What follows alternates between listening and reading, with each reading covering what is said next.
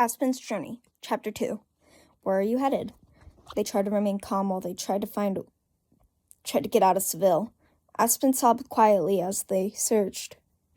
Eventually, however, they did find the exit, and they quickly got out of there. They were still panicking, sad to say, but they kept moving regardless. This was a rash decision, they thought. Aspen was absolutely terrified and just wanted to go home. After what seemed like hours, because it was, Aspen tried to find their way home. Hours go by, and they can't seem to find their way.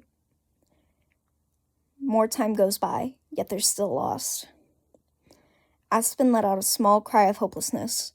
They wanted to give up right there and then. They fell to their knees when they heard chirping. It's morning, they thought. They lay now on the ground, as they've given up trying to find home. Aspen felt sick to their stomach. They wanted to go home. Many hours had passed, and the sun was rising. Aspen got up and began running once more. They didn't care where they ended up at this point. They just don't care anymore. A while later, after many hours, Aspen ended up in a ditch.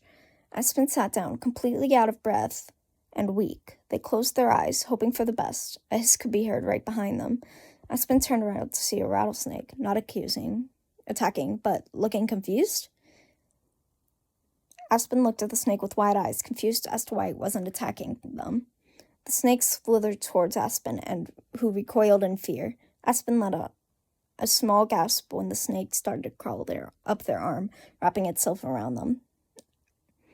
After that, Aspen stood up, seeming proud of themselves. They began walking with a newfound strength.